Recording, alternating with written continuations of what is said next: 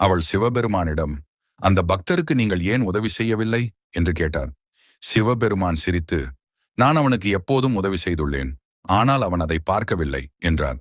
அதற்கு நிரூபிக்க சிவபெருமான் மற்றும் பார்வதி தேவி மனிதர்களாக மாறி அந்த பக்தரின் வீட்டிற்கு சென்றனர்.